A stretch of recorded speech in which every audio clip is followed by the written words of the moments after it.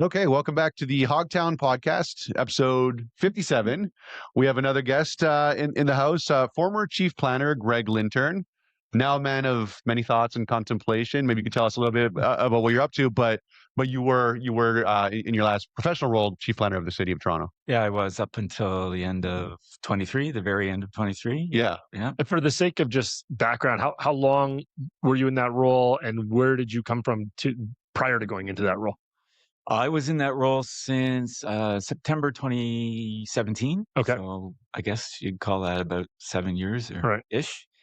Prior to that, I had, what they say, progressively responsible positions at the city 40 years, actually. In the planning department. Yeah.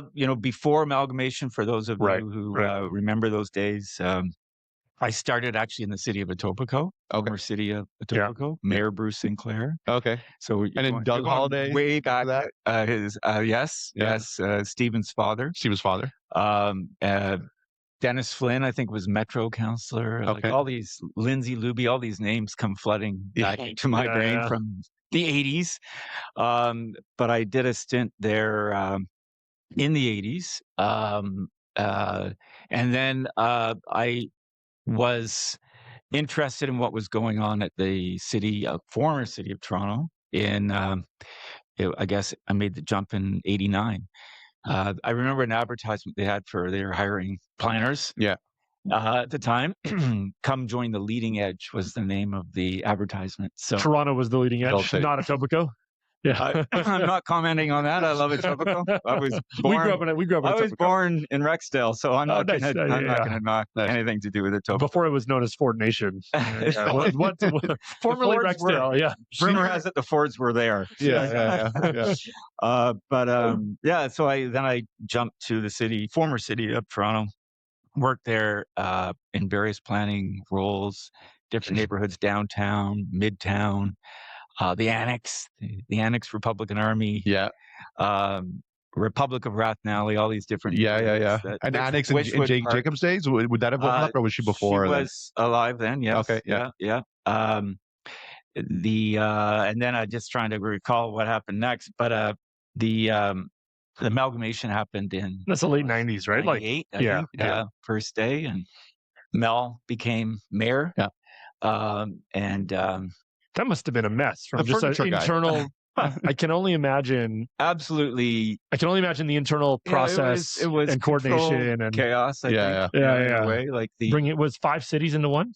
It was 7 because you had 6 local municipalities and you had the region or got it. It's a regional government all into one. Yeah. And there was before that it was a big referendum, mega city. Yeah. Right. Voted no. I voted no. Yeah.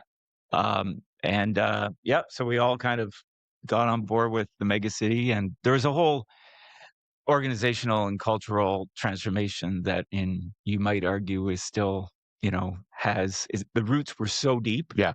That there may be some of those roots and saplings still around in various corners.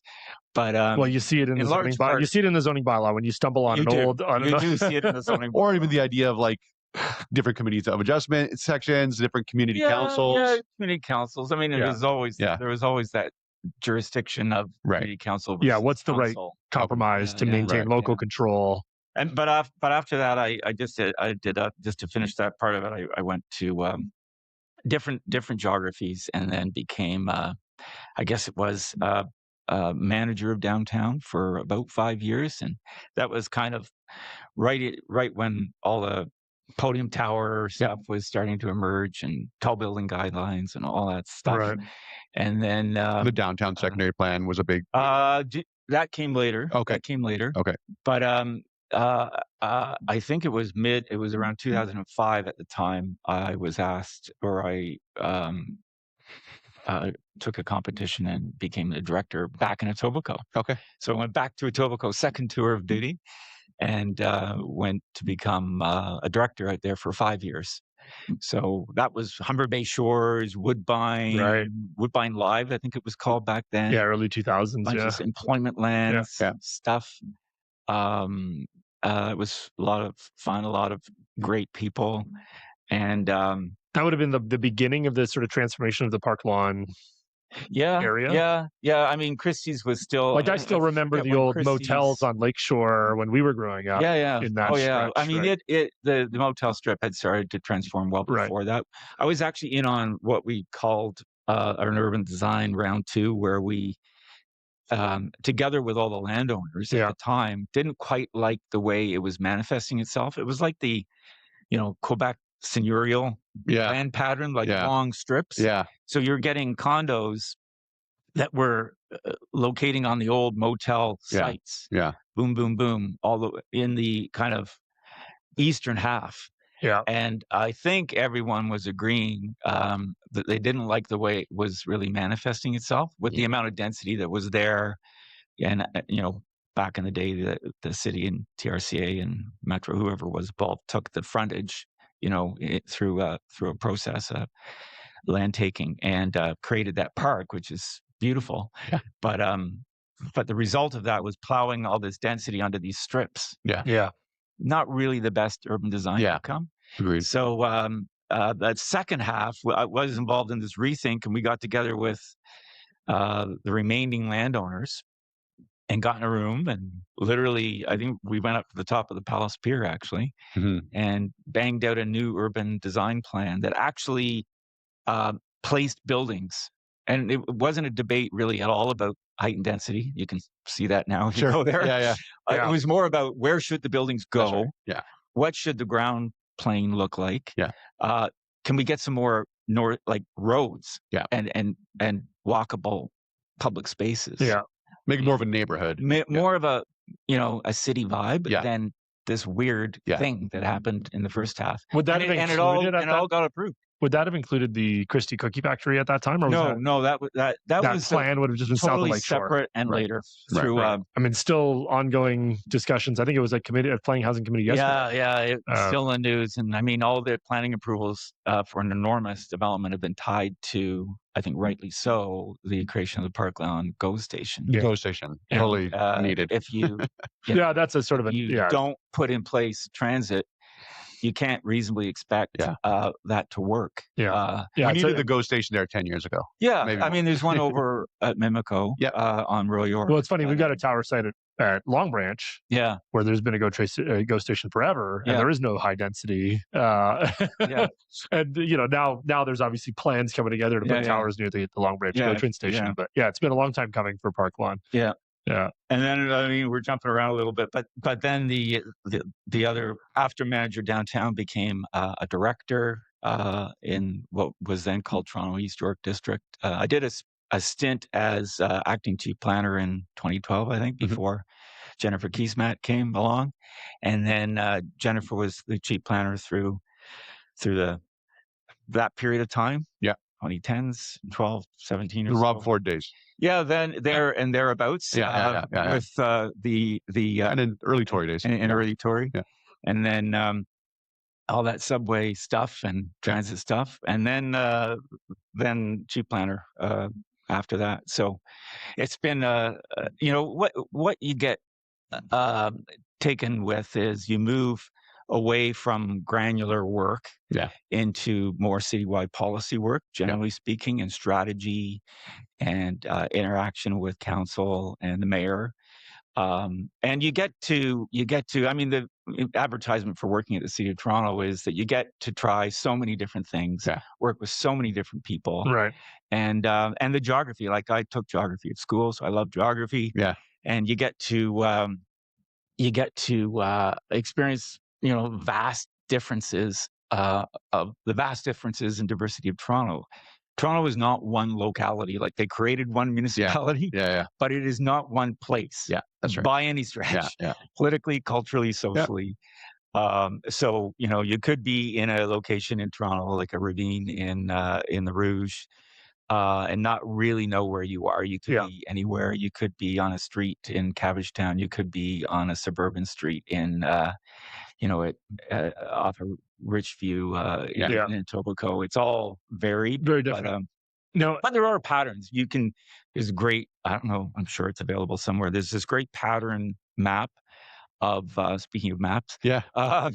and geography of the age of construction in Toronto, and it's color coded, so you can just see the waves of pre that's neat. World War I, interwar, where construction took place. And basically out and out it goes, and the last real growth that happened, and this is all pre-settlement and post-Indigenous change, was probably a few strawberry fields in Etobicoke at Eglinton and Kipling. I can remember strawberries when I was growing up. Or the subdivisions that happened in Scarborough, in northwest Scarborough. Those are probably the last colors added to the map, right? When these last subdivisions, which were all at the time filled out the city effectively. Yeah, built out the city. Yeah. And there were waves of change that happened, importantly, I think, in the 50s, 60s, 70s, of which is unusual for a North American city, of apartment blocks in the suburbs. Yeah. When you drive across the 401, you can see big apartment blocks, literally hundreds of thousands of apartment units that were built, mostly rental, just before the condo boom. So we have the city has a great housing stock of that kind of housing. Then it stopped for a couple decades. Oh yeah, then it stopped cold. A lot of it was built with, whether they be financing or other advantage. Those different policies back. Limited dividend. That's a bunch of other things. Now, in hindsight, it's almost 30 years now since the amalgamation of the city.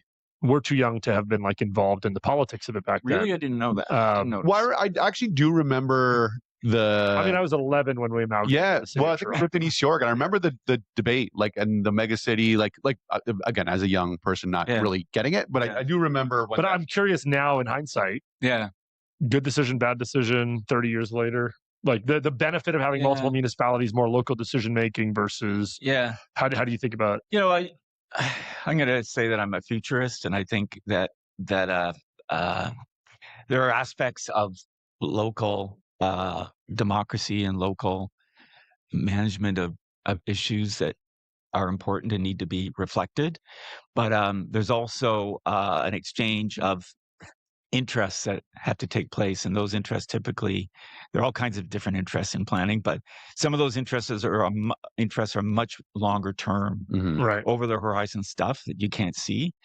And I would think that having thinking of Toronto itself as an urban region that cliche has to row together is often more important than maybe a temporal, local, short-term interest. So in that sense, amalgamation helps, because less herding cats towards less herding cats. You get you got to work hard to get consensus politically. Oftentimes change happens and not everybody finds out about it. And they're like, what is that? Right? We didn't hear about that. And that's understandable. Busy world out there. But I think, I would probably, even though I voted no, looking back on balance, I would say it's important to make some of these big moves for the greater interest and the long-term generation. Well, and I imagine that at the time, it just would have been this massively intimidating just coordination exercise. Looking forward 5 years after amalgamation would have been a nightmare. Be like, how are we going to do this, right? If you understood the inner workings. I mean, a microcosm of that is that you had seven ways of doing planning. Administratively. I'm not even talking about policy. Just administratively. And we had these successive group thinks and exercises. And I think we called it new practices, or I don't know. We had catch names for different groups of people working on things. How to do it, 7 ways to do a condo, even though there was one Condo Act, for example. I'm exaggerating, but better example might be site plan or something. But I kind of adopted a view that said there isn't actually Oh yeah, we were calling it best practices, and then we switched it to new practices. Yeah. So it's not that yours is better than yours. It's just that it's new. We're just doing it this way. Yeah. We're just pick one. Yeah. Pick one for the sake of the group. Yeah. That's right. And that was a way to often break through differences of opinion on things. You know, what you were doing is great. What you were doing was great, but now we're going to do it this way. Yeah. And you have to move on. And it, by and large, you know, people can move on. Yeah. I want to talk about your stint as chief planner, because I think a lot happened, but maybe before then, since you left the office, there's been this kind of like concern that, you know, on some level we're de-amalgamating. This is the concern because we're starting to see more like housing policy changes be applied in a way where like it's being carved out to certain wards where like the councillors opt in and some councillors opt out. And like the most obvious example of this is the 6 unit permissions. Do you see like this concern, or is it just like, let's get our toe in the door by implementing these new permissions where there's current political support, and then over time we just kind of expand it until inevitably it's citywide? I mean, by experience, I'm going to have to confess that I see both, because with laneway suites, for example, we started in Toronto East York. Yeah. And the permission was only in Toronto East York. And those were political boundaries. Yeah. And I never like to make a zoning change based on political boundaries. Right. To me, as a planner anyway, it might make sense politically, but as a planner, how can I argue that the contextual or the considerations are different on one side of the street versus the other? It doesn't make sense. And especially in that locality when so many things are supposed to be going in the same direction. So, but we did start there to get the toe in the door theory. Yeah. And it was expanded citywide. Yeah. You know, this the pilot project syndrome storyline, right? I'm not adverse to that because you know, people are people. They're human beings. They need to understand and see and touch and feel and demystify what things are about. Yeah. So divergent onto LRTs. Why do we have such a hard time with LRTs? Because we didn't have one. We had streetcars. Right. We debate about LRTs that we got, but people couldn't touch and feel and experience an LRT. They had to go to Lyon, France, or Dublin at the time, or other places that had them. They couldn't experience here. And similarly with a laneway suite, I wrote reports against backyard homes in the 90s. Yeah. I can remember doing that. Yeah. You know, that was the flavor of the time, or flavor of the time. And, you know, people change, things change. Yeah. The way you think about issues changes. Yeah. And so toe in the door on that. But again, this has to do with that, you know, exchange of local and short-term versus long-term, you know, needs of the many outweigh the needs of the few at spot. Right. But that's one of my favorite quotes is that you've got to be able to evaluate and weigh what's more valuable. Yeah. Right now, I think it was Matt Elliott or somebody wrote a column recently that said 2 words that were sounding an alarm and opt out, which was happening with some recent decisions of council. I think maybe on parking or maybe on sixplex. There was something. There was a concern from some areas of the city about a way that the whole city was going. So we don't want to do that. Yeah. And again, I struggle with the rationale there. Yeah. And the greater benefit of moving forward. Well, beyond the needs of the many and the needs of the few, the other dimension that I look at it as is like you're effectively creating different rights for different property owners in different parts of the city. Like, you know, I live on this side of the street and I'm not allowed to build a garden suite in my backyard, but you live on that side of the street and you are allowed. It was always the way. Yeah. Like you can think of on-street parking permission. Right.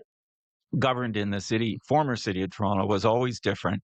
And you can go up and down streets in inner suburban Toronto and see, you know, no overnight parking signs still. Yeah. Where there's arguably incredible amount of room for overnight parking. Maybe that has something to do with, you know, we don't want those people parking on our street. They all have driveways, so the people who would park on the street are maybe not local. They don't want them. Yeah. There's a little layer there that is really questionable in my view, and that is driven by I would see non-planning impacts, Sure. which are more political and socially normative issues, which often come into play. Totally. But so you still have that, and I don't know. I mean, the line to a remedy is imperfect, and it's often meandering, and you got to kind of roll with it. But I do worry about some of these bigger moves, especially when you look at housing and the importance of getting somewhere with what I would focus on, especially as I'm ground related, human scale, family sized housing, which there is a shortage of in the supply pipeline. Totally. So how do we break through that? That's a really important public policy objective. Yeah. I'm not even touching affordable, and that's another aspect of it. But just getting those options out there for people to make an informed choice around. Yeah. Is a really is a really important issue. Totally. If you want to balance that with paving paradise out in the outside of Brampton or Milton or farmland and stuff like that. Yeah. So if we're going to do some lifting here in the city on family-sized housing, grade-related, human scale, which I think people like, they go to Europe and see it all the time, totally, and other cities, then that's, I think, an important trump card. Yeah. I play euchre. That's the only reference there. That's the only trump card that I think might weigh against it. Now, you got to be so careful, ever the planner. There's some balance here, which you guys are from the abundance theory. I've heard enough about the way you think. Let her rip. I don't know. You're not quite let her rip. I don't know, but I'm probably more of the find a balance, find the rate, find the right. Well, I think we're realizing that more regulatory balance, that because you begin to hear about backlash, and you've got to manage that. Or are you guys going to be out of business? That's where I was going. It's just that there is a political risk. Yeah, there's a if you move too quickly, too aggressively, so many stories of. I've been to the OLT. I've had many developers not want to talk to city staff. Right. Period. We're not talking to you. Right. We're litigious. That's our DNA. Yeah. We're going to the OLT. Yeah. So you can't expect the city always to think that they've got a benevolent developer willing to sit down and negotiate fairly. Yeah. And over time, that embeds in the culture. That unfortunately embeds in the culture, and I think that happened, over time at the city. So you've got situations now with new forms of housing where. Are we going to get some overreach going where someone wants, when I don't know, not up to date on all my details, but if it's supposed to be 17 meters deep on a multiplex, I think 19 now, up to 19. Yeah. There Used you go. 17. Yeah. Well, on a fourplex. Yeah. Well, expanded. There is a 17 permission depending on the depth of the lot. Like there's So it can go up to 19. Yeah, there's a relationship. But which makes sense, right? Yeah. But when someone there are some sensitivities there that I get. And if the big compromise here is, especially with plexes, I'm not talking about major streets, but especially with plexes, if you want to maintain try to stay away from the character debate, just a scale, a human scale, leafy green, neighborhoods, which people have, enjoyed for years, and new people would like to enjoy. I'd like the new people to enjoy those too. Then we have to find some sort of balance that doesn't step over too many lines in introducing these types. And then the other aspect that I think I spoke to you about at the summit was about design. Yeah. That let's get good about, like, not that we're not, but let's not jettison design. Good design, sustainable design, and creative. Like, there's so many good architects and so much talent in the city.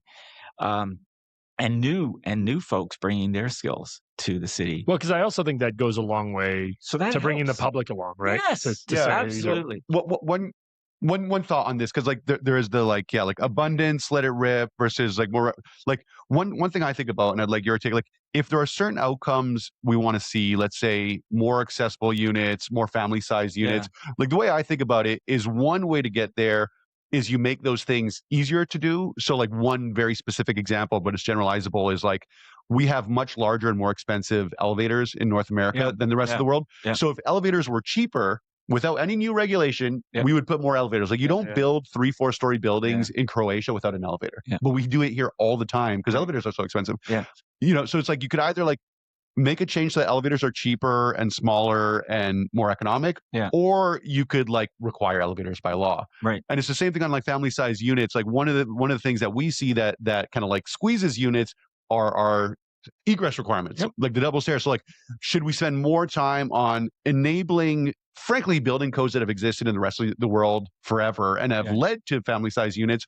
or not change those things, but like say like there's a minimum size on a unit or something like that. Like I see that as like a big difference in approach. It's kind of like make the alternative illegal or make the thing you want cheaper, and which we spend more time on. And I absolutely, I have no debate with you on that. Yeah. The abundance kind of argument, I read that book actually last year. Okay. Was in a way, the so-called, we handed the keys to the government institution to so-called progressives to do the good things that government can do, and they underperformed, and it underperformed. Sure. Yeah. So this generational backlash is okay. I'm really, really simplifying here. Yeah, totally. But the broad strokes. Generational backlash is, you guys didn't do what you said you would do. Right.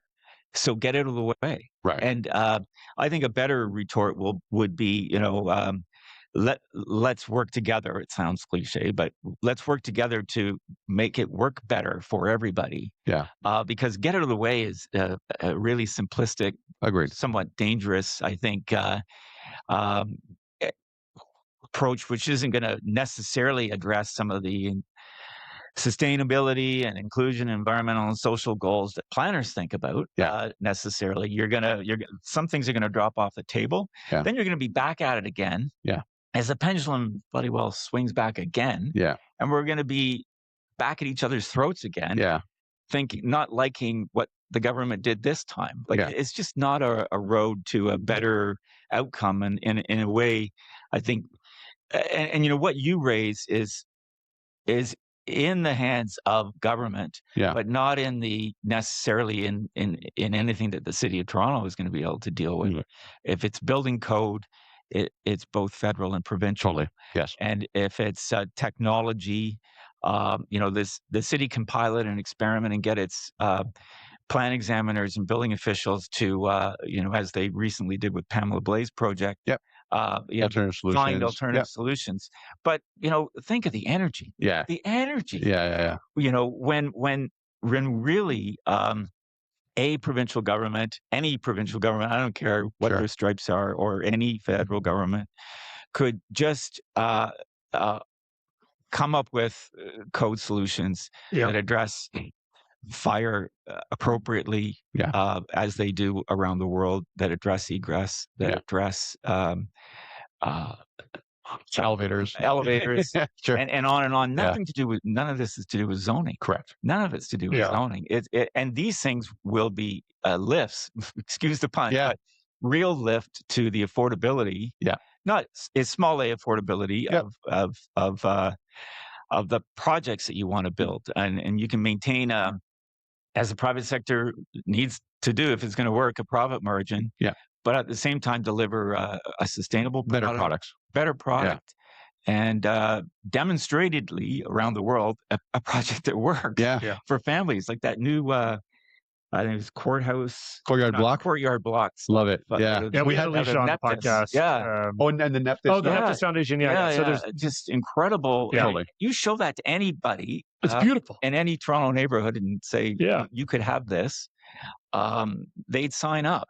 They would. I'm convinced they would. Sign I agree, but like, but they can't get it past those other barriers that are impeding. Well, one thing I think about, like, we have this project on Glen Park where we're building 3 multiplexes, effectively, with 3 garden suites, and they all have like separation distances between them as is required. Like, that's like the opposite of a courtyard block. A courtyard block, you want it to be shallower, wider, lot to lot, with no garden suite, so that's where the kids could play. Right. And our policy actually pushes us to have side yard setbacks, which makes them deeper, narrower, and we get a DC exemption on the garden suite. Yeah, it's just tied up in unfortunate knots. That there is a courtyard. Not a lot of people know this, but there's one in the beach that got built decades ago, and it's built on I think like almost like a Spanish American casa motif. I don't know what you want to call it, with white stucco, and it's a perimeter, a kind of joined housing. We got to look that up. Block. Multiple properties. Multiple properties. Wow. Somebody. It was either an old dairy or something that somebody grabbed back in the day. And you walk in there. It's private space, but it's a courtyard. And there it is. That's cool. Right in the middle of the city of Toronto. Right in the middle of one of our greatest neighborhoods. Yeah. Boom. There's a living, breathing example that's been around for decades. Yeah. So, it's possible. It's possible. You got to assemble, though. And you got to assemble. What I like about what Neptis has done and what Alicia has done is, like, to your point about pilot projects, we need to know what we should want policy to drive toward. Yeah. And they created a vision of a city that is dense, but still family friendly and accessible and still beautiful. Yeah. And like, I think that's like step one. It's like, what do we actually want to achieve here? Because I take your point that, like, some version of this debate gets framed often by developers as just like, we just need more GFA. We need more units, pump them out. Yeah. But like, there's a quality to GFA and there's a quality to units. And so I think that point is well taken. One thought on the, like, get out of the way point that you made. A lot of how I think about it is just division of labor. Like, even when I was in Mexico City a couple of weeks ago, what city? A beautiful city. And interestingly, we think a lot about trees because it's often hard to get trees removed and so on, and that affects how we underwrite and buy sites. Like, the general pattern I saw in Mexico City, and interestingly enough, we spent some time in Shanghai. It reminded me of like the French district of Shanghai, like these patterns that emerge kind of around the world because they make sense. It's kind of like every building. It was shared party walls. So there were no side yard setbacks. There were no front yard setbacks. There were no private trees because they had all been replaced with buildings. Yeah. But the right of way was very thoughtful. It was narrow, large sidewalks, large trees, major tree canopy, bike lanes, communal garbage bins. And I wonder, a lot of what I made this joke at the Missing Middle Summit where, like, I'd like housing policy to be both more libertarian, let us do more stuff, but also more communist. Like, policy has pushed developers to internalize garbage pickup, to internalize bike racks, to internalize outdoor amenity space, indoor amenity space. A lot of this, in my view, we should have a more communal outlook. Like, we should have beautiful parks and communal garbage bins and bike racks in the city and trees within rights of way. Like, what do you think about that? It's just like, we could get so much more done on urban design, and then you don't have to, like, hold developers' feet to the fire because you have 100% control within the right of way to do whatever you want to a certain extent. Yeah, I mean, some of that that you saw in Mexico City and other cities are product of cultural norms, which we may or may not have here. Fair. So there's a layer there of acceptance, which or expectation that could take generations. Yeah, you can see this in Tokyo and other cities where you have a deference to public good, which may even mean that you'd never throw garbage down on the street, or you'd never spit and all this other stuff. Yeah. So that layer of cultural norm is different in North America, or is different city, but although different across different North American cities, which is interesting to see. But where you can begin to seed some of these, we should go for it. I mean, there's no downside. It's demonstrated. Again, you can go and find places where it works. So what would be the downside of trying it? And again, some of these impediments are also contextual. Are we going to make a great leap to a Mexican street mid-rise form in our major streets that are more oriented to 2 lanes in each direction, like a Kipling Avenue. Yeah. Widening to 3 lanes in each direction if they get all the road widenings. Well, I don't know, but with a front yard setback, green grass, and I think some of the major street approach is a made in Toronto, solution to mid-rise, where you're not necessarily going to get a mixed use ground floor on every street. I think that would. I think it's probably right. It's just not going to work. So you're more of a residential vibe to a lot of these. So you want tree growth, you want canopy, you want room. I mean, the in the former city of Toronto, the British troops who took a chain and laid out 66 feet. Is that the history? That's the history. Oh, okay. So we're still working with it. It's 2026, and they did that in 1793, and they did that for the right of way. For the right of way. Oh, cool. So, like, that's what we got to work with. You got to get a lot of stuff in a modern city in that. So oftentimes setbacks or other arrangements to get proper sidewalk. We don't have the width of right of way to work with that they do in like a New York or anything. But it doesn't mean that you can't have like a Back Bay in Boston and some other or laneways from Chicago attributes. I think there's probably room for a lot of it to work. And you see some of that current debate starting to come up in urban design execution, where with Oakwood Wind Mincing, the new ex-Villiers Island plan, where thinking about public space differently. Totally.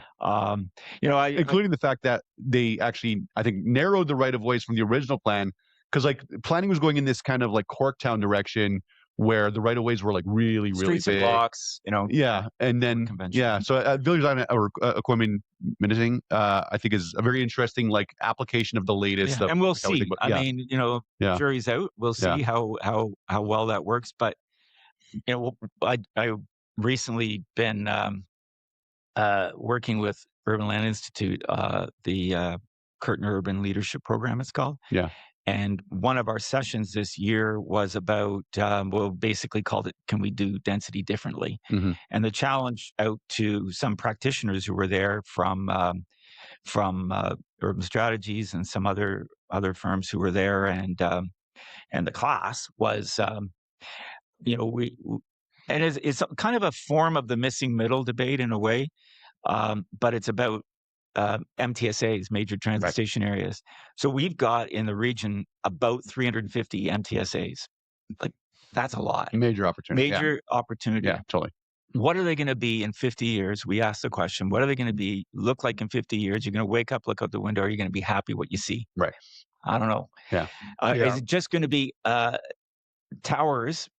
One developer got a better designer and more creative lawyer than another one, and you got these towers popping up around transit stations on default streets and block plans that cities have really had no desire or drive to change,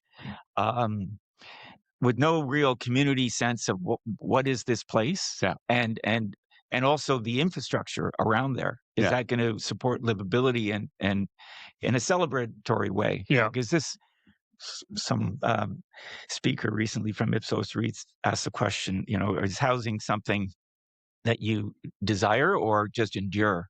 Right. It was a great line. It should be something that you desire. Totally. So are these communities going to be something that you desire? So I really think, and I don't have the answer to this question right now, but I do worry that we're going to execute on we're coming to this point where we've had all this policy catch up. We got to densify transit-oriented communities. Let's go. We might be late. We might be in the wrong dance. We might be in the wrong. I don't know what the right analogy is, but you know what I mean. Well, there's some good examples of that across the city, right? At a place with this expectation or toolkit that doesn't match the challenge. The challenge is actually, is it going to be? Are these things that we're bringing to this the right tools to execute a livable community with? Right. Is it courtyard housing? And I would think that you could, and other forms of mid-rise housing, where you can get the same density. You can get the same density. Like the Nectus work, the block that they tested their program on was a 37-story tower. Yeah. Same density. Yeah. So I'm not anti-height. I signed reports that approved, very tall buildings. Yeah, totally. Nothing against them. Yeah. They're, we should have everything in a way. But I think if you want to slide in a little bit of strategy here, you've got to think about the types of building forms that people also want to choose from, and they want to choose from. I'm convinced they want to choose from mid height buildings, larger units, grade related, all the stuff that's coming with mid-rise. So I think. But again, just to finish the point, how these MTSAs manifest themselves, we haven't quite seen the right pilot yet. Yeah. Is Okwiminsing one of those? Sure. Maybe. It's not a TOC. It's just a different way of doing it. We've got, 10 or 20 mall sites that are happening across. They're all stalled because of the market. But is that a place where we can mix it up a little and do it differently? Totally. I think like the when you look at these future model TO maps of the city with all the it looks like we struck a grand bargain, which is that we will leave most people alone and shove all growth into these pockets where it impacts the fewest number of people. And Okwiminsing is a good example where we have permission to do all of this because there are no neighbors. And often the challenge is that like to get to a courtyard block, as an example, like one small example, you can't have side yard setbacks. But we introduce side yard setbacks because existing neighbors want some separation. And like the extreme version of this is to get to a highly desirable neighborhood, city like Paris, you have to have zero regard for historical patterns. Like that's the extreme version where like Haussmann just bulldozed everything. Yeah. And like maybe we don't want to do that, but the version where you have maximum regard for existing neighbors, basically this is what we have now. We'll put a tower over there so that we don't touch over here. And like, how do we strike this balance between like driving towards the future that we want? Let's say it's the courtyard blocks as an example, even though that requires policy that is not very politically popular to like incumbent homeowners and neighbors. Yeah. You're going to run for office on that platform? I'm sure I will lose. Maybe it's a higher level of government. Maybe that needs to do it. Well, but the higher level of government chose to only permit 3 units on a lot. No, we have many criticisms. They avoided the third rail of 4 units, and let municipalities do the heavy lifting on that one. Yeah. So they will pick and choose what they want to touch and get and feel the heat on. Yeah. We haven't even talked about 175 square meters yet. Yeah. But the and what that might mean, but. This is the minimum lot size. The minimum lot size. Yeah. But I would think your vision is through testing, monitoring, piloting, evolving. I just don't see a world other than in a large, whether it be a Downsview or York University, Golden Mile, wherever, where you've got large blocks and large landowners, ownership or an ownership group, who will have the guts, vision, whatever, to dive in and say, no, we're actually going to do it differently. Yeah. And hey, I mean, I think that's the way you're going to break through ultimately a regulatory push where you see maybe those side yards evolve. I don't know. Yeah. You've got, you're aspiring to like Haussmann, he had all the power and that democracies can't get there. Yeah. I just don't think it's going to, being practical. I got to work. So I think you've got to walk before you run a little bit and get. But to me, what's more interesting than like excitement going on tests. Well, naturally the political reality that we live in is in a certain way a fixed reality and we can't really change it. But, more interesting to me than let's get the Downsview design right or let's get the Portland's design right is, how do you make Lansdowne and Bloor a better neighborhood over the next 20 years? For sure. Well, Lansdowne and Bloor is a bunch of homes, a bunch of narrow lots, front yards. Now you got this 200-meter radius sticking, and I'm using Lansdowne and Bloor as an example. 200-meter radius around the subway station, 500-meter radius around the subway station. The default will be that we're going to build in the same front yards, the same setbacks, but with big multiplexes that are deep and long, because maybe there'll be 4 stories instead of 3 because they're in the MTSA. And then we'll sort of get to the end of it and say, oh, what a missed opportunity. Like now over the course of 20, 30 years, these blocks have changed. Yeah. There's some neighborhoods in Toronto where I think, this type of, I think of like our site at the Glencairn subway station, where effectively the whole neighborhood has accepted that they're going to get assembled into either a tower or something. Right. And it was a tower because they're all signing entire blocks of homes that have been sold over the course of a 5-year period. Yeah. Where in theory now you have like an existing neighborhood, Marley, an existing street, and you can theoretically start to like re-envision it a little bit.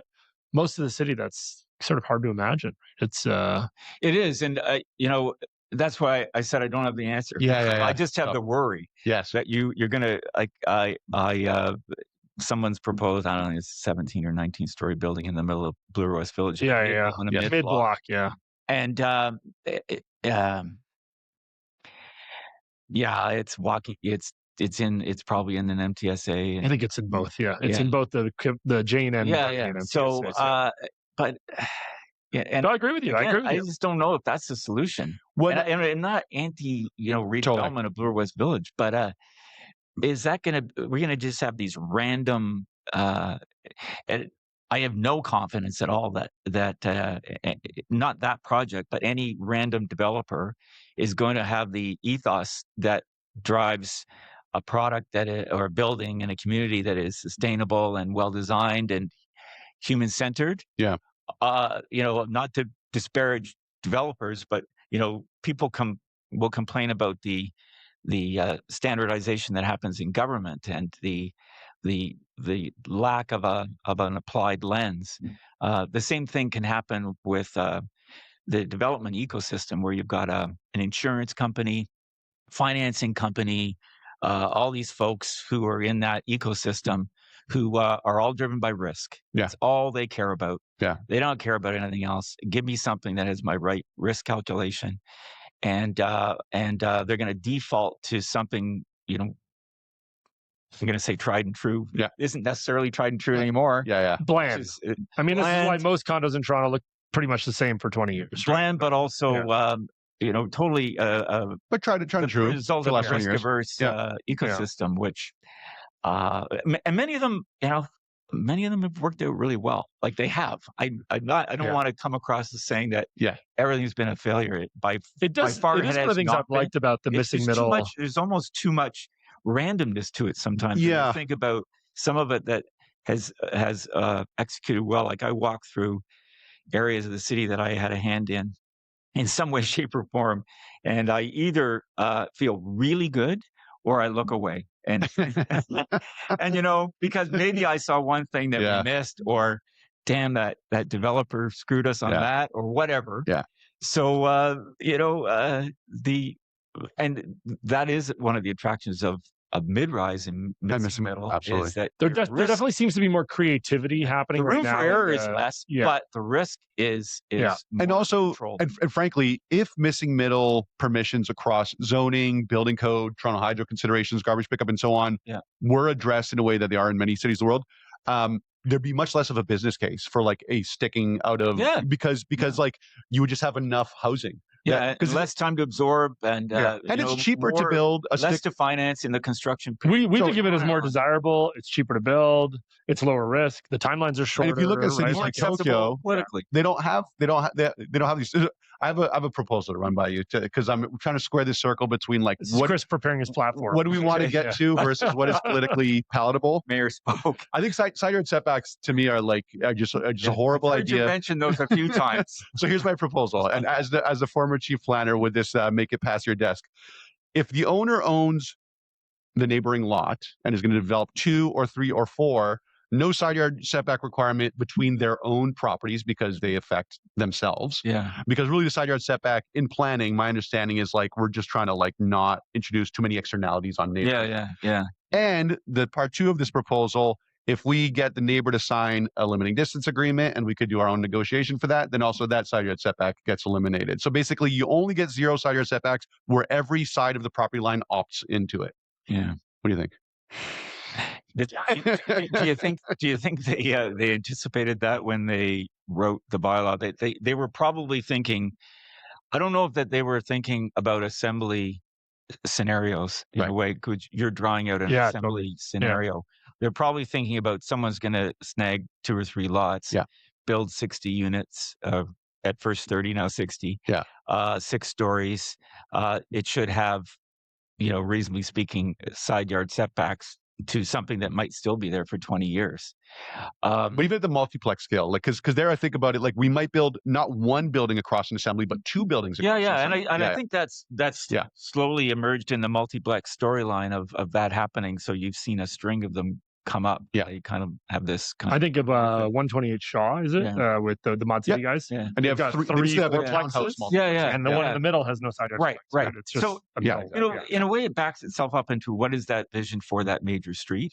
And not being there, well, that was debated. I can only appreciate that the vision, as articulated, it wasn't what you described. It wasn't a street wall vision. What you're describing is more of a Main Street vision, with no side yard setbacks and side walls that eventually join up. So when the city wrote its official plan, amalgamated city in 2006. I think it was approved by the board in 2006. So 2003 it was approved by the new city council. They did avenues, right? And the avenues designation was to create, to imagine and vision out not only the main streets that existed, but other main streets where that sidewall vision would manifest itself over time. And I forget the number of kilometers, but there's a hefty number of kilometers in that initial incarnation. Recently, in the last 2 years, the city re-examined its avenues and reclassified a bunch of other chunks of geography along major streets as avenues, and actually exploded the amount of it. So you aspire to you're aspiring to a Main Street no sidewall, like a sidewall condition of pick your favorite city. That's where that's going to manifest itself on a continuing basis, and has, like on your Dundas West and all these different that's right, in the junction, like different sites. So will that migrate then to neighborhoods in another 10 or 20 years out to some of the, I would expect that it will. I would expect that it will, but we got a long way to go before we get there. You're going to get, I think you're going to get, I hope you're going to get a hefty number of major street mid-rises under the existing, under the regime that's been put in place. Maybe there'll be the odd one. I've got 3 lots. Can I glue them together? You can go to the committee of rezoning. Try it. I mean, if it's, it makes me think of Glen Park. Could we have gone to shared party wall conditions for the middle building? Well, the reason why we didn't is because we have 3 lots. At the committee, they evaluate each individual variance. I know, but they also they like the list, just like the sheer number comes into effect, and we're like, we have to pick and choose the variance. Right. And and you have to reevaluate at the time. Is this maybe worth a rezoning because we have a unique situation, which is a deviation from from the policy direction. So it can't really be determined as minor. But on the other hand, it has merit as a rezoning. Because of the context of the condition. And and you've signed all these people up. It may very well have merit. Like, the planners who look at these maps, and communities that look at these maps, and developers that look at this map, are they going to get it perfect? They never have. They never will. It's a view. It's a vision of with iteration, how it's going to evolve. And the city is constantly evolving and changing. So you're going to come up with an opportunity that is reasonable and has merit. Then ask. Well, maybe we could now get to your term as chief planner, because I think, speaking of like pushing a lot of, I think, really important and desirable initiatives forward, I think your term and tenure stands out as being really productive. I hope you think of it the same way, but like we really got like all the exploring housing options in the neighborhood stuff, starting with laneway suites, garden suites, the first multiplex bylaw, expanded bylaw permissions, major streets. Like this really happened through your term. And maybe you could reflect on that. I don't know which way to take it, but like that for Toronto, just before then, I remember the OPA 420 debate, which was to like further lock down, or 520, further lock down neighborhoods, further reinforce. I call it peak neighborhood. Yeah, and we've gone from that to like the opposite of that, and you kind of like, you were that, in my view, like the transition chief planner to a world which is more accommodating of intensification neighborhoods. Even just like given the length of your career, like that must have been like at the apex of your career, you're doing all these like different things than maybe you would have done before because the political mood shifted, the housing crisis became more acute. How do you think about that time, which I think, it's like anything, it's a whole constellation of and stars aligning to make it look different than you maybe first notice. I can remember doing a laneway bike ride, and thinking, fundamentally differently about laneways as space, and thinking, I can see, living kids here. running around here. Yeah, and they always have, but just there was a moment there I can remember. I forget who ran that bike ride. Anyway, I think full credit where credit is due to councillors Mary Margaret McMahon and Councillor Bailow at the time. So East and West uniting around laneways. And the vision we were doing at the time. I can remember a block in it must have been like near Davenport and Dovercourt, maybe ish. There was a block, and someone was coming in for rezoning for laneway at the time, house behind house, we called it. And looking at the map and seeing, for whatever reason, there were already 6 or 7 in that block historically. Whatever. And thinking, we're gonna support this because contextually it already existed. It was part of the prevailing context. That's right. All this language that I'm using that you're smiling at. But so there were those types of moments. Then you realize it's not that offensive when you see a neighborhood where it's existed. Like for I said, decades, I wrote a report in the the 90s, I think, for a garden suite in Admiral Road in the Annex, and famous story that I've told probably too many times around writing a report opposing this at the then called Land Use Committee, and the proponent was a very well-spoken deputant, and she came forward and respectfully disagreed with the planner's report and said, what do I know? I'm just a brain surgeon. And she was a brain surgeon. That's a good story. Yeah. And the land use committee went with her. Everything will be just fine. Yeah. I don't know if that ever happened. That got built, but other credit goes to Mayor Tory around his leadership, and then Mayor Chow around advancing, continuing a lot of those, that stream of consciousness. They were picking up on the housing crisis conversation and the momentum that was building. Councillor Bradford, I'm going to mention, picking up after Councillor Bailow. The missing that book. With Alex Bezikovic and those guys. It was called House Divided. House Divided. Yeah. So reading that book, going to a few talks, and then there was a motion. I think it came in July 2019, and then a staff report in July 2020 that basically added it all up into a program, the EHON, Expanding Housing Options in Neighborhoods. Great staff team, really committed group of, I will say, to be ageist, but picking up on that younger new generational. Ideas. You could see it in the office, the generational change. The Greg Ewins, a young Greg Ewins at the time. I'm not going to say who. He doesn't need any more ego fame. Juice.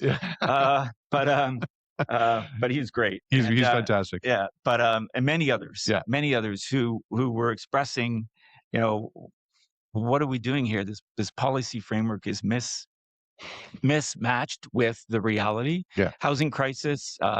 There was even some of the, the whole thing about COVID, George Floyd, the whole part of that conversation around inclusion. Totally. And leaving people out. I think that was a big part of infusing another layer of how do you create neighborhoods where different types of people can live? And painting a picture of exclusion versus inclusion was, I think, an important bridge that the planners crossed at the time, and maybe overdue.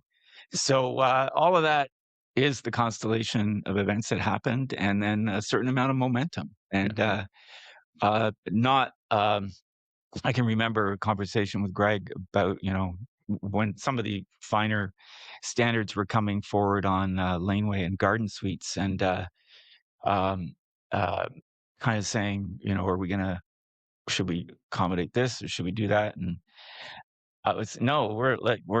we got the political wind literally in our sails. Let's take advantage. Let's go. Yeah. Right. Let's get it across the finish line, and it did. And then the multiplex came after that.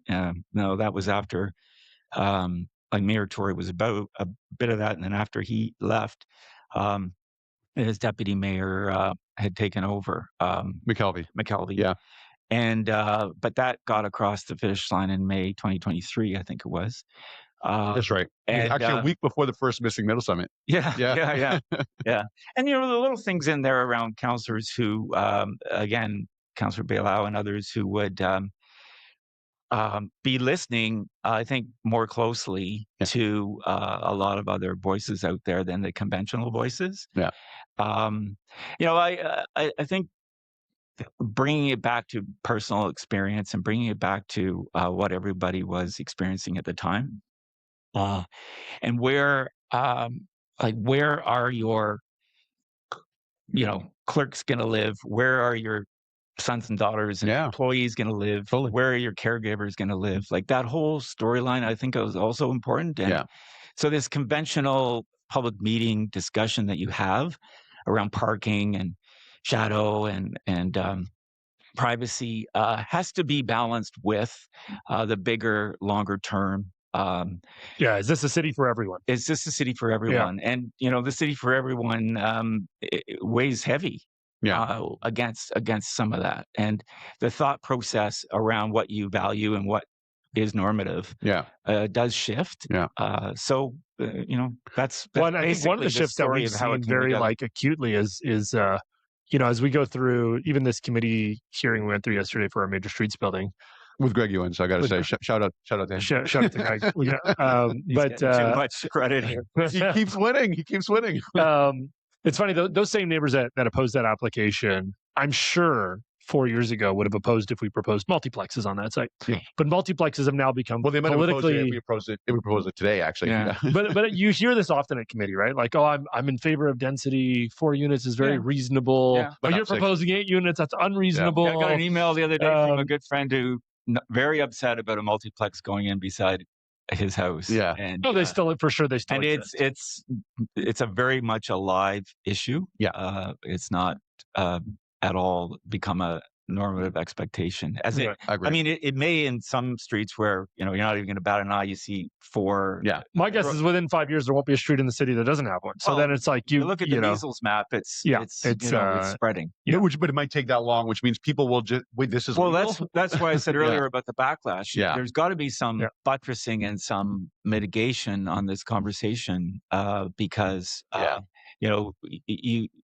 could get into situations where the opt-out stuff starts to happen, or Calgary reverse, right? Calgary reverse. Totally, I totally agree. And I was in Edmonton in the fall, and with their Build group, who are a great organization, very not just developer driven group, and took me around, showed me a bunch of stuff, and acknowledged that some of the stuff is very, very good, and some of it is not so good. Yeah, and that's again another dangerous moment for introducing the political back. Well, I'll say the flip side to that is that finding that delicate balance between not wanting to push so hard that you create a political blowback, but also not wanting to go so slowly that you're beholden to the opponents. Because like now what we see is like, let's say we'll use our major streets project as an example. My sense is the organized opposition will be significantly less motivated on the second one. The first one, so like now the first one is going. And so at some point, it's like people have to start, at some point they start accepting that, hey, this is the new reality. Like, there'll be some opponents, I'm sure, the next time on the next block. But it'll almost be a moot point. It's like, hey, we just approved a 6-story, 46 unit, with these minor variances. Somebody wants to do the same thing here. And like over the course of a couple of years, I think you'll see that opposition. Well, that's why I said earlier about the pilots and the monitoring and the examples. And just giving people a flavor and a taste for something that, wow, like that is actually something we don't have here. And that's cool. My kids can live nearby, or the guy that cuts my hair could live there. Doesn't have to drive in from Caledon. Not that he necessarily is. So and the idea that like there was this idea for a long time encoded in planning that neighborhoods should not change. And like just the idea, and I think the multiplex bylaw was really the big win. It just reintroduces the idea that cities are dynamic things that change. And that's just how they are. And if you don't want to live in a city, that's fine. But cities change, and like you might not love all the change, but that's just part of city life. And I think it's important to reintroduce that, as we have as happened through your term, which is that there's no expectation of a like never-ending status quo. Yeah. I mean, I can't remember if the static not stable language is still in the OP or not, but you pick ways to evolve the policy without igniting a war. Quite frankly, I think we need to get through October this year. This is the most sensitive few months. But I also think it's important as a planner. To think how are you going to respond to the issues out there? What's your professional opinion about what represents public interest and good planning? Is very, very important, and how you can move that needle without mismanaging and misstrategizing progress.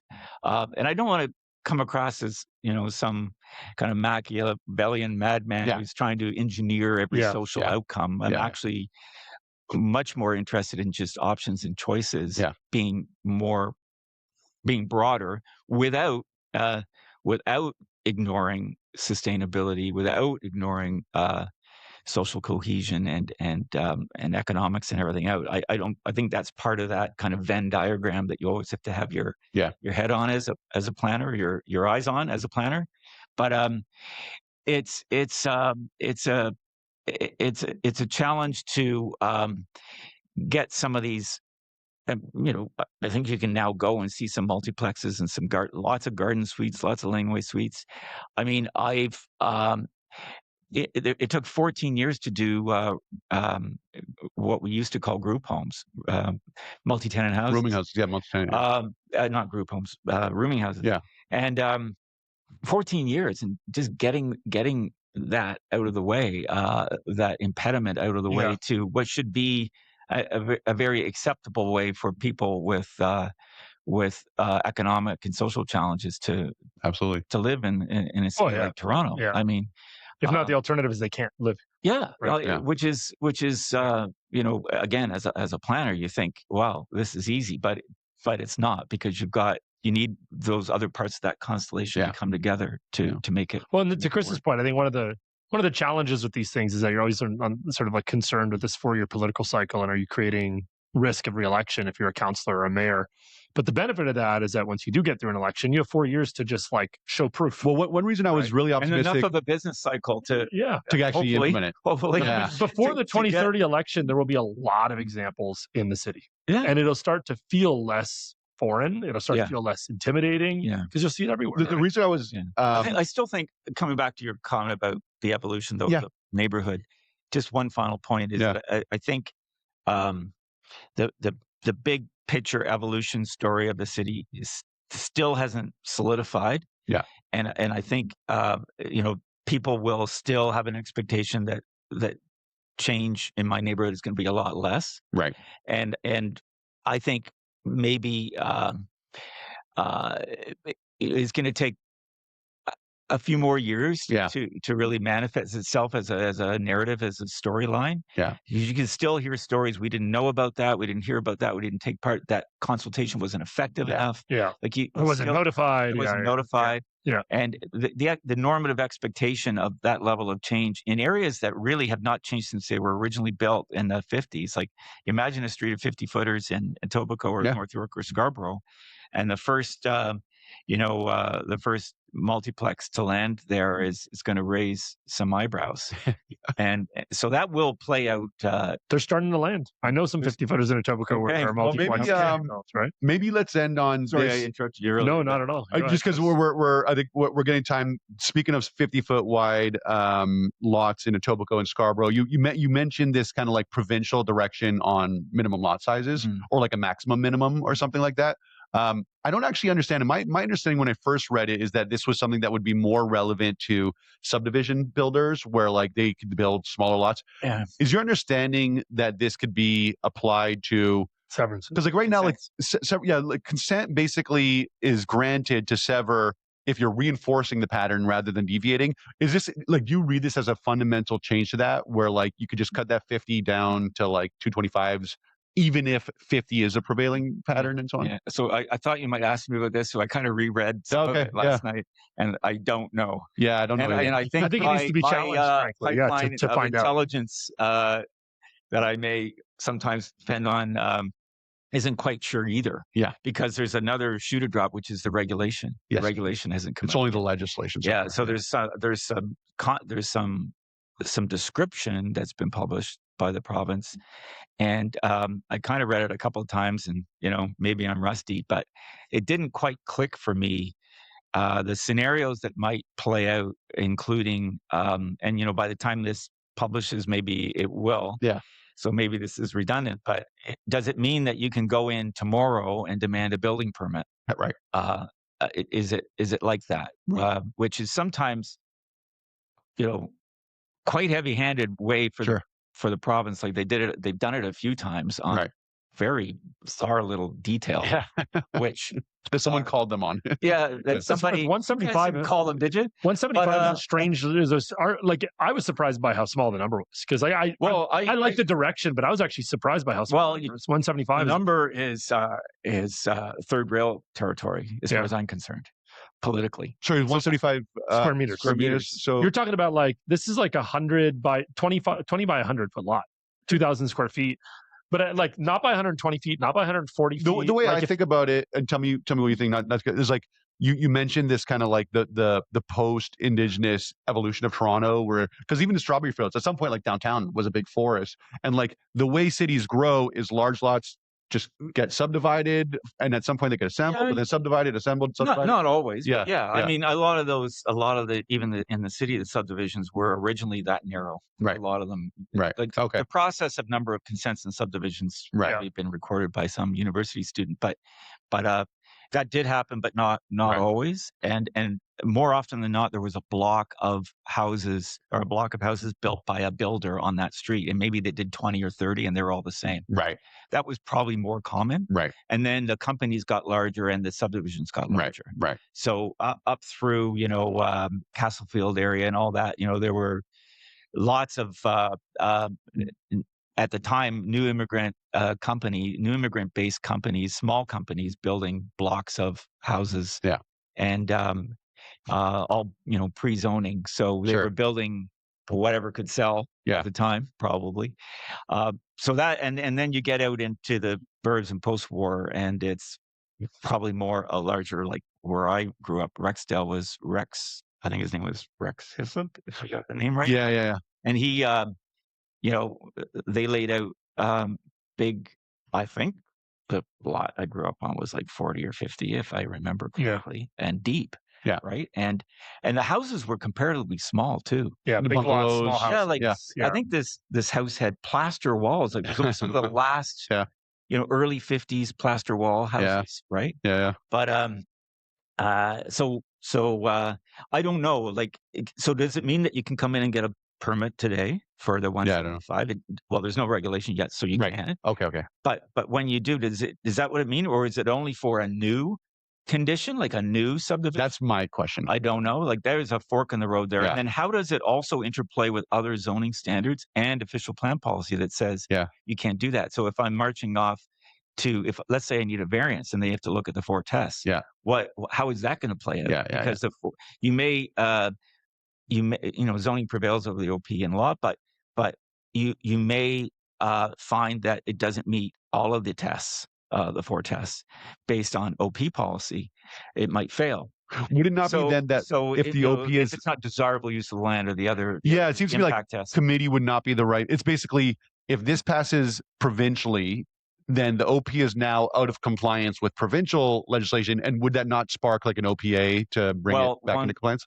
That's another question. Because it backs itself up into a lot of policies that are still development criteria in the OP in Toronto anyway, and likely in other cities where there are still development criteria that are evaluated against minor variance, used in evaluation of minor variance. So that what does it mean for that? Because that's where the back to your earlier point about the true fork in the road that's been reached. We're still looking at that fork a little bit. And the understanding of how much change and how fast and how hard is still, well, to your point about political third rails, broadly speaking, where this would largely apply is Etobicoke and Scarborough, which happen to be the places where this premier needs to get elected. And the 905. And the 905. But I think I always think about things through the lens of the city of Toronto. But I think that's right. But I also think this is one of those things. I'm not a politician, and as you can tell, I'd be a very bad one.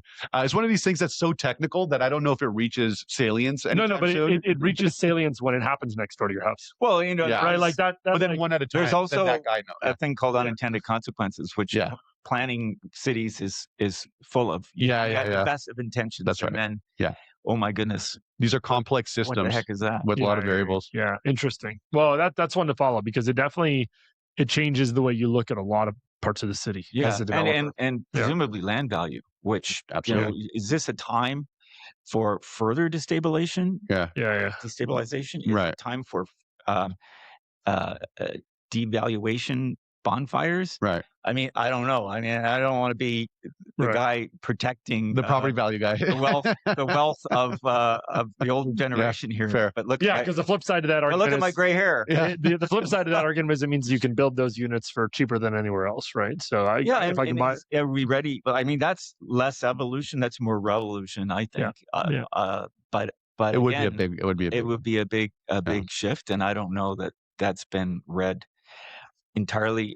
Maybe it's our relative youth that makes us revolutionaries, right? As long as it's rational exuberance and not irrational. That's exuberance. That's what got us into this mess. I think is I think that's right. Rational exuberance of the economy. Right. There's plenty of that. Absolutely. Plenty of that. Maybe we'll wrap it up there. I'll just end by saying, well, thank you for joining. I do think I'm sure you are. I think your tenure as chief planner is one to be very proud of. I think it really changed the direction of the city of Toronto in a way that I think we'll feel for generations. I'm not to overstate it, but I really do think it was that important to go from 520 to multiplex bylaw. It's such a change that thank you for what you did. Well, I had a great team to get us across. And for what it's worth, just coincidentally, we didn't really plan it this way, but we have Jason Thorne coming on the podcast next week. So that's great. We'll then have oh boy. I hope I've been setting.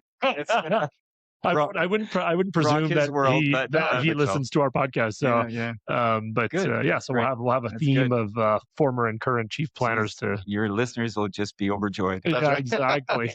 Thank you. All right. Thanks.